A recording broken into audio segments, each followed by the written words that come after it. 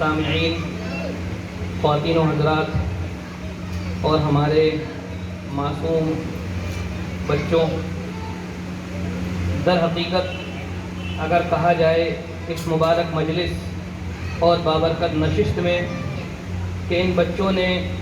جن موضوعات پر ابھی ہمارے سامنے بات رکھی ہے وہ موضوعات ایسے ہیں کہ اب نہ تو ہماری کچھ بات کہنے کی ضرورت ہے اور نہ ہی کسی اور کی تقریر کی ضرورت ہے، کیونکہ الحمدللہ دل سے خوشی ہوئی اور بہت غور سے سماعت کیا۔ کسی نے جہیز کے اوپر، کسی نے حالات حاضرہ پر، آخری بچی نے، کسی نے بندوں کے حقوق پر، کسی نے اساتذہ کے حقوق پر، کسی نے علم کے متعلق، تو ہر شخص نے الحمدللہ مختصر سے وقت میں اپنے مافی ضمیر کو جس انداز سے ادا کیا، یہ انتہائی قابل مبارکباد ہیں۔ اللہ تعالیٰ ان سب بچوں کو قبول فرمائے، ان کی عمروں میں برکت دے، اور آنے والے وقت میں جس انداز سے ہمارے ملک کو بلکہ انسانیت کو جن نونہالان کی ضرورت ہے، اللہ رب العزت ان بچوں کے ذریعے سے اس خلا کو، اس کمی کو پر فرمائے۔ محترم بزرگوں، پہلی بات تو یہ عرض کرنی ہے، ابھی ایک بچی نے تقریر کی تو اس موضوع کو میں مکمل کروں۔ جہیز کے متعلق جو تقریر ہوئی الحمدللہ بہت اچھی بات اور بہت اچھے انداز میں اس بچی نے اپنے مافی ضمیر کو ادا کیا،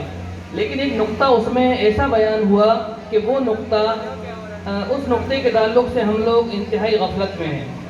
اس بچی نے ایک بات یہ کہی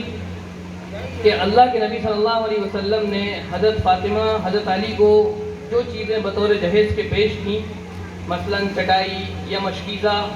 یہ چیزیں ہمارے معاشرے میں عموماً بتائی بھی جاتی ہیں اور ابھی یہ ہمارے سامنے پیش کی گئیں، تو ہم آپ کے سامنے یہ وضاحت کر دیں کہ جب اللہ کے نبی صلی اللہ علیہ وسلم کو اس بات کا غیبی طور پہ علم ہوا کہ حضرت فاطمہ رضی اللہ تعالیٰ عنہ کے لیے سیدنا علی رضی اللہ تعالیٰ عنہ سے بہتر کوئی رشتہ نہیں، تو آپ نے حضرت علی رضی اللہ تعالیٰ عنہ کو بلایا اور یہ کہا کہ میں اپنی بیٹی آپ سے رخصت کرنا چاہتا ہوں، آپ میری بیٹی کا خیال کس طرح کریں گے؟ چونکہ اسلامی شریعت میں ساری ذمہ داریاں مرد کے اوپر ہیں، عورت کا نان نفقہ، عورت کا خرچہ، اس کی دوا، اس کے اخراجات، انتظامات، سب کچھ مرد کے ذمے ہیں۔ تو حضرت علی رضی اللہ تعالیٰ عنہ نے فرمایا کہ یا رسول اللہ، میرے پاس ایک زرہ ہے کہ جو مجھے، زرہ کہتے ہیں تلوار کی ایک قسم ہوتی ہے، ایک زرہ میرے پاس ہے جو مال غنیمت میں مجھے حاصل ہوئی تھی، اس کے علاوہ میرے پاس کچھ بھی نہیں، یہاں تک کہ میرے پاس گھر بھی نہیں۔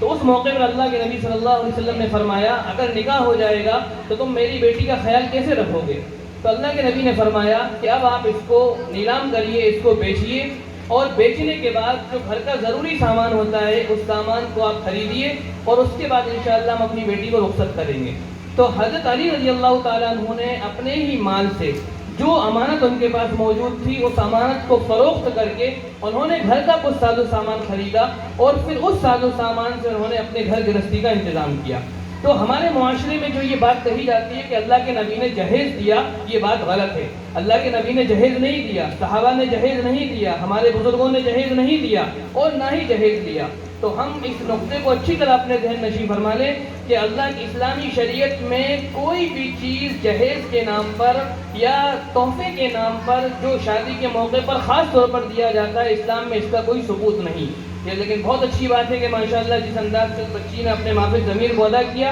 وہ انتہائی قابل تعریف ہے۔ تو پہلی بات تو یہ کہ اسلام میں اور جہیز کا خاتمہ کیسے کیا جائے، بہت ساری کانفرنسز ہوئی، بہت سارے سیمینار منعقد ہوئے، اگر اس پر ہم غور کریں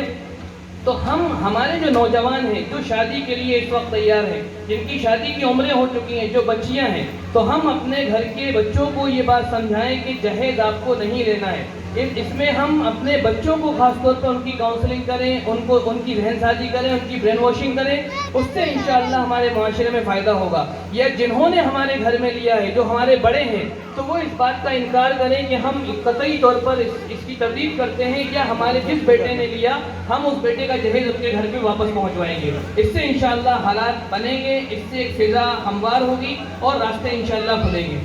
دوسری بات یہ کہ آخر میں جس بچی نے حالات حاضرہ پر جو بات پیش کی